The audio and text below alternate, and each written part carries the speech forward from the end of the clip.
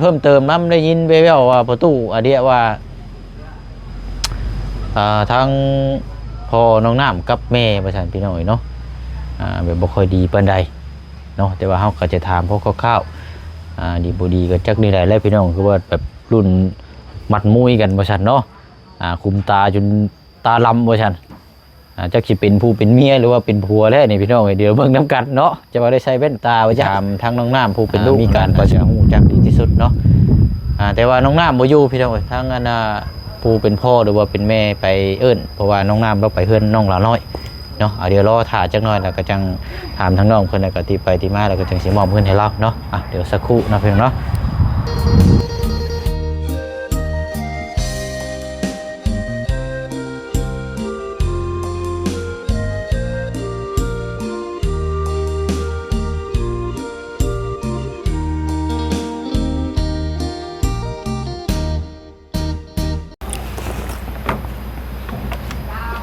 เนาะ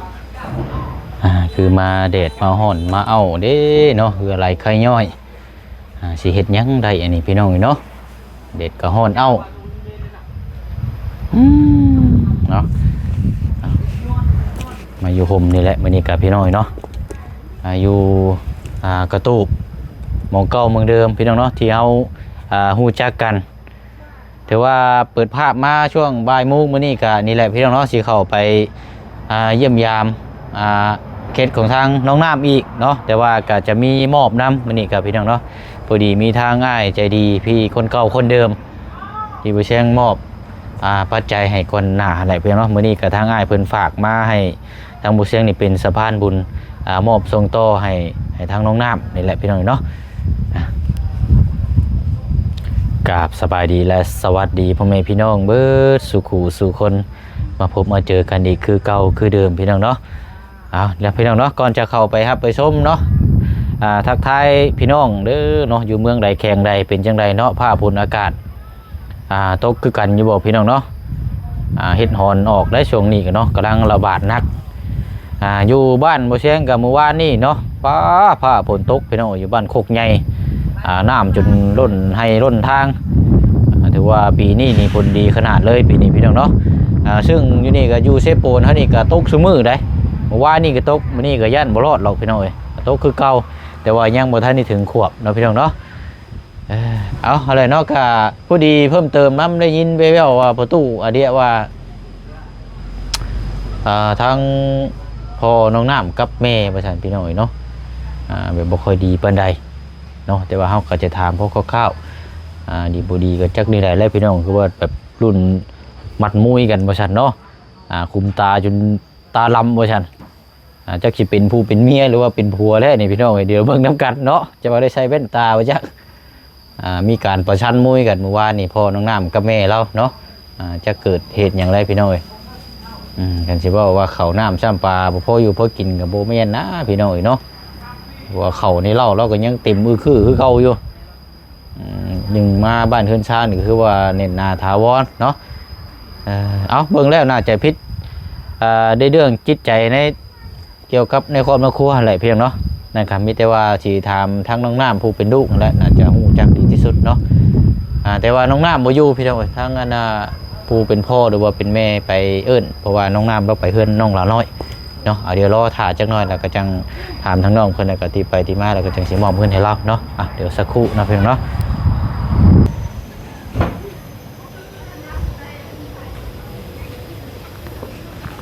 พอดีทางน้องน้ำมาเลยพี่น้องเนาะโอ้ยพักกันเฮ็ดยังลูกเอาน้องน้ำบ่เอาเป็นจังใดเนาะฮ้อนเอาได้พี่น้องเนาะมีหยังนี่เพิ่นพากันเฮ็ดหยังอันนี้เนาะ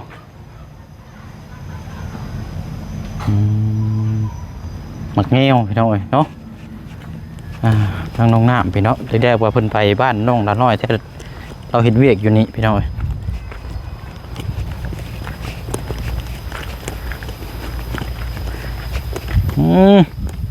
ยังบาดนี่มาบุกเบิกอย่างน้อบาดนี่โอ้ยนึกว่าไปนั่นเนาะ อันเฮ็ดหยังน้องนี่ปลูกหยังนี่น่ะ ข้าว เดี๋ยวเอาเนาะสบายดีก่อนว่าอบเนาะผิวอุ้ยเอาบ่แซงก่อนนี่ไม่แน่อันสิปลูกหยังก่อนี่น่ะ สิปลูกข้าว ปลูกข้าว โดย มันก็สิงามอยู่บ่คือมีแต่หญ้าแท้นี่ เสียวเลย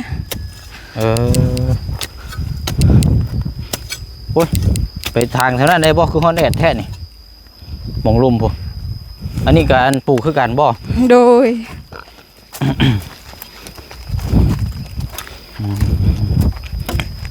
โอ้ใหม่นี่เห็ดพื้นนี่ได้เด้นี่เนาะ โดย ปลูกมันอันแม่ปลูกกล้วยเนาะ ปลูกกล้วยแม่เสาเฮง ปลูกกล้วยโอ้เอาเสียอยู่ห่มให้อยู่เด้เนาะ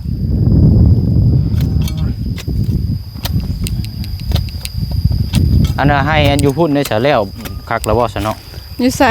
มองว่าจะว่าไปปลูกให้ เพิ่นสิพักให้แม่บ่สบาย บ่สบาย โดย ป่วยคือเก่าหั่นบ่ แม่น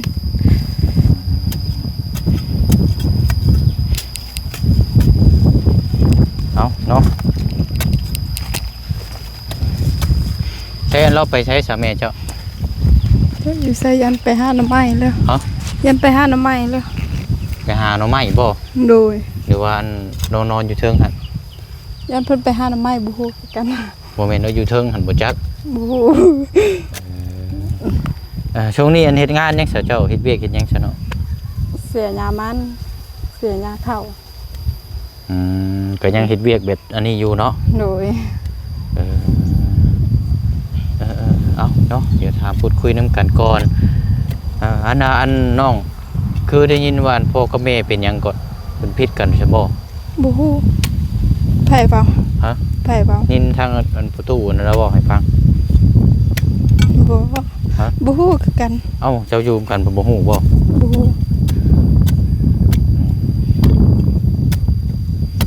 ว่าขมตาต้นเขียวว่าซั่น ไผเปล่า บ่ได้เขียวบ่ บ่ เอาดีๆได้เนาะ อืม เฮ็ดได้แบบนี้เนาะ โดย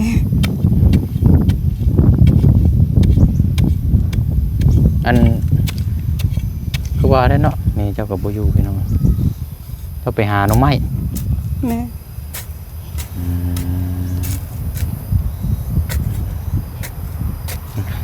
อันเดี๋ยวจังค่อยมาเฮ็ดก็ได้เนาะ โดย เดี๋ยวไปนั่งอันตารางพุ่นก็ได้ไปจังอันนี้พี่น้องไปดอกมันใกล้อยู่เนาะว่ามามื้อหน้านี่แล้วได้แถวนี้เนาะ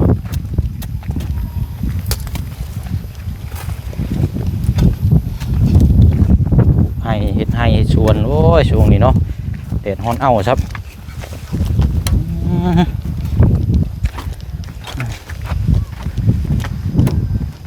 ไปพี่ก็ได้เขาก็ยังคือเก่าบ่เนาะ ยังน้อยเดียว ว่าเอาไปปลูกได้บ่ บ่ไปปลูกแต่ไกลเฮือน ฮะ ปลูกแต่ไกลเฮือนนี่ หรือว่าเอาไปตำบ่ไปซีใช่บ่ แม่นไปสิ โอ้เนาะ ไกลสิหมดแล้ว เฮ้ยยังคือเก่าอยู่เขากัน ใส่ยังคือเก่ามื้อนั้นหลาย โอ้ยเนาะเขายังบ่ได้กินเลยไม่ยังใส่อันกระเป๋ายังเท่านั้นน่ะ ใช่ เกลือบ่ แม่นเกลือ เอาเกลือคือไปไว้อยู่เทิงพุ่น ยังหลายอยู่เว้ยยัง2-3ถุง อืมอันว่าเป็นมัดกระสอบนี่มันเป็นข้าวปลูกใช่บ่น้องนี่นะ แม่นได้ปลูกแล้วกิน มันบ่ได้ปลูกใช่บ่ โดย มันนี่เอาไว้กินอย่างเดียว โดย โอ้ยกุ้มปีแล้วนี่ บ่คุ้ม เนาะ บ่คุ้ม โอ้มายามใดยังคือเก่าอยู่ ใส่คือเก่ามื้อนั้นเครื่องนั้นมื้อนี้มันลงแล้วมื้อนั้นขายนี่ บ่คันขายนี่ก็คือว่านั่นเนาะเบิดเด้นี่เนาะ โดยไปสิขาย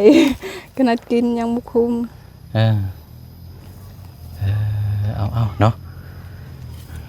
เก็บไว้เนาะอยู่น้ำกันหลายคนเนาะ โดย มันพริกก็ได้พี่น้องเลยโอ้ยแดดฮ้อนเอาเนาะอันนี้ปูนนั่นเดือบ่เนาะอันนี้นะ แม่ โอ้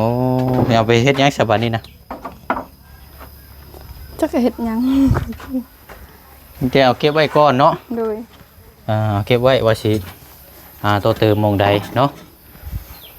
สะออนแต่ไม้เลยเนาะเป็นเปียงอยู่เอาไว้เฮ็ดห้องครัว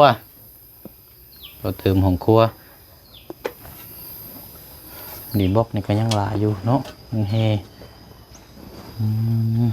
โอเคเอาเบิ่งก่อนโอ้มีน้อยฮ้อนแท้นี่เนาะ แม่น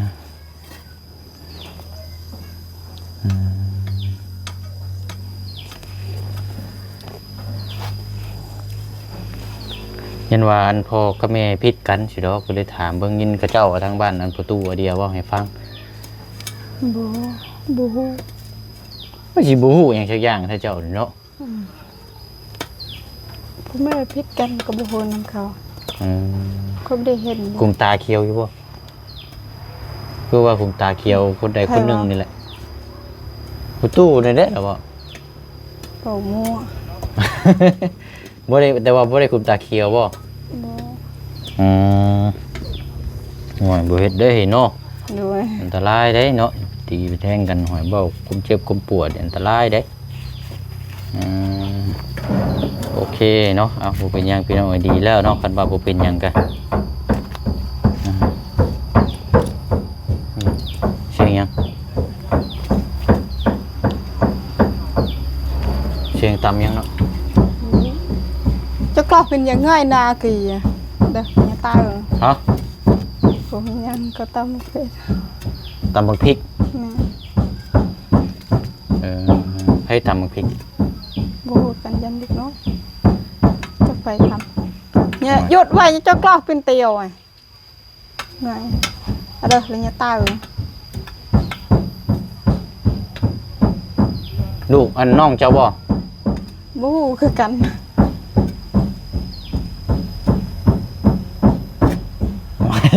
หยุดก่อนนะเอ้ยต่ำเยอะนี่ นี่แซงกลอกปากกาตายเงยเนาะคือไงกระตายกระดาษ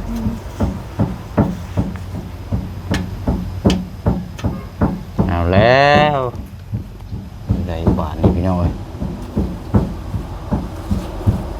ตำมักพริกบ่หรือว่าตำหยัง บ่ฮู้นำเขา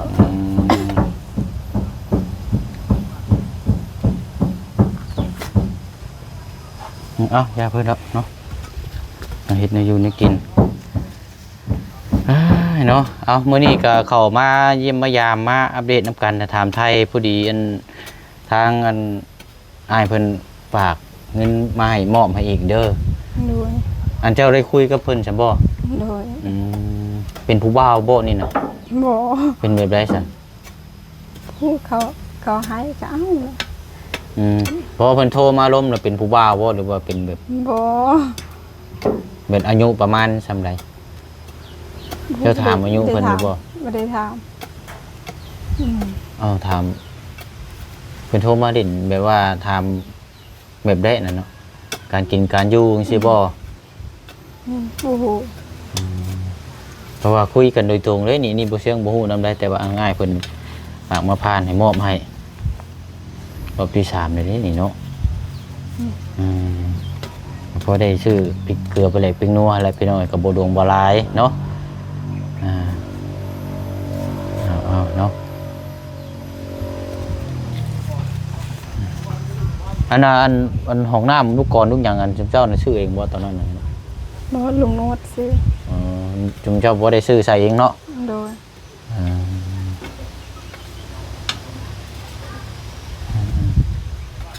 โอ้ไฟนี่ก็เงียบเลยอันนี้เนาะ โดย เป็นจังไดเด้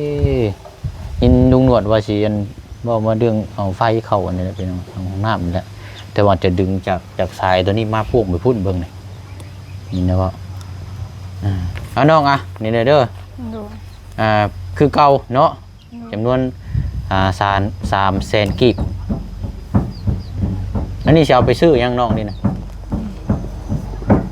300,000นี่ แม่นซื้อกระเดกเป็นนัวว่าสิ ของส่วนตัวบ่มีบ่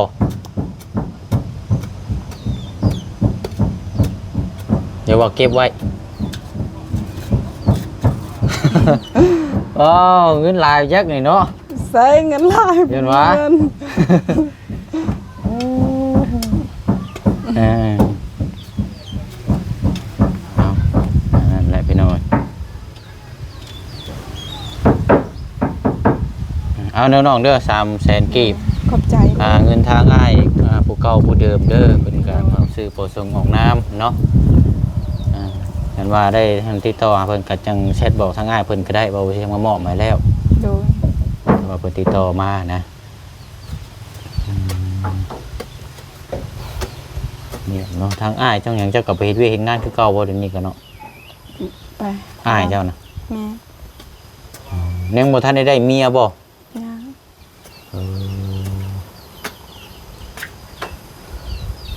คันว่าเราไล่เมียนี่เราสิมาอยู่เฮือนพี่ได้นี่เนาะ โดย อ้ายผู้ใหญ่เด้เนาะ โดย เมียปั๊บนี่มาอยู่นี้บัดนี้เนาะป้า10 คนหมดแล้วบัดนี้เนาะ 10 คนเลยเนี่ย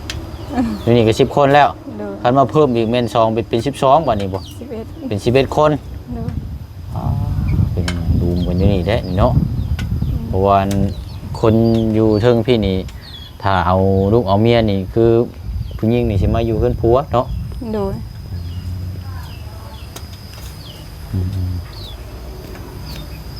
กันห้องอยู่แล้วบัดนี้เนาะโตเติมไปนี่แหละทางเจ้านี่ถ้าสมมุติได้ผัวนี่เจ้าก็มาอยู่เฮือนผัวได้มันบ่น้องนะ แม่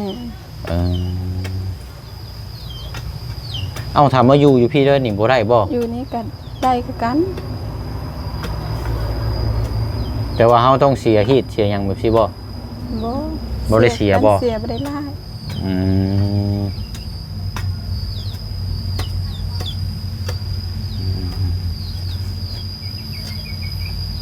อายุเท่าไรกว่าเจ้าตัวนี้ สาวโซ 122 โดย เอาเนาะเดี๋ยวก็มีครอบมีครัวแล้วก็สร้างเนื้อสร้างตนพี่น้องเอ้ยเนาะชาวเฮือนเจ้าก็ยังอันบ่บ่ได้บีบ่ได้แตกหยังบ่คือเก่าอยู่บ่ เก่า คือเก่าเด้อเนาะ โดย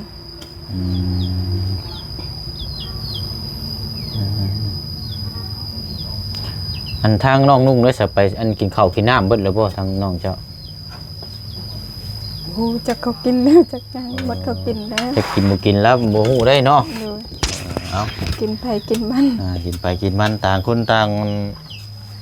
ไปทุทิศทุแลนเนาะสิว่ากะเป็นที่ได้หลังจากได้ห้องน้ำยังบ่ได้ถามมันสะดวกสบายขึ้นอยู่บ่ โดยสะดวกอยู่ อันทางพ่อกับแม่ได้สอบถามเพิ่นอยู่บ่สะดวกสบายอยู่บ่ แม่นสะดวกหมด แต่ก่อนนี่เป็นที่ใดเนาะแต่ก่อนแต่ท่านได้มีห้องน้ำนี่ ลำบากเดินตลอดอยู่ป่า เดินเข้าแต่ป่าได้เนาะ โดย อาบน้ำอาบในนี่ก็ยากได้เนาะ โดย เอาดีแล้วบัดนี้มีห้องน้ำของอย่างเพื่อความสะดวกสบายเอากระหักษาเอาได้บัดนี้เนาะ โดย รักษาดูแลซอยกันนั่นแหละมันสะอาดนี่แล้วเนาะเนาะเอาอะไรเนาะมีแต่วันทั้งเสาร์วันเพชรยังเสาร์เพชรเราก็บ่ได้มาเอาน้ำเจ้าบ่เดี๋ยวนี้ก็ บ่ได้เอา บ่ได้เอาเลยบ่ โดยเพิ่นออกเพิ่นอันนั้นใส่น้ำแม่เพิ่น ไม่ใช่น้ำแม่แล้วเนาะ โดยเพิ่นว่าสิใส่น้ำแม่อีก กันว่าใส่มาน้ำเจ้านี่ก็เสียคือกันคือเก่าหั่นแหละเนาะ โดยคือเก่า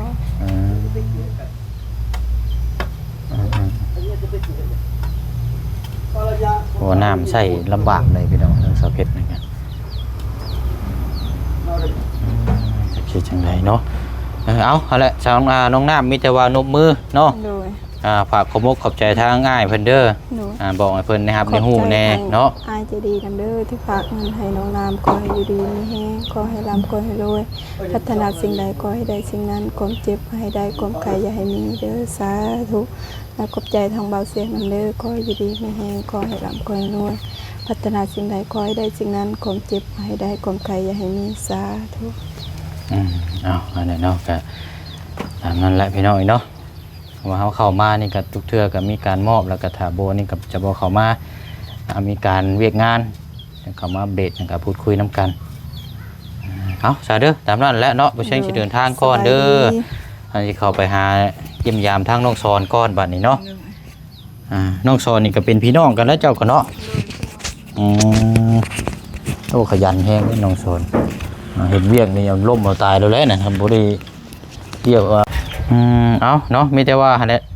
เดี๋ยวทางลุงเพิ่นสิเข้ามาหาเจ้าเด้อมาพูดมาคุยเรื่องกันทางน้ำในหั่นแหละเนาะเดี๋ยวเอาสบายดีเด้อน้องเด้อเอาเนาะเดี๋ยวจังเฮ็ดเวียกเฮ็ดงานไปต่ออีกก่อนบ่เสียงกัน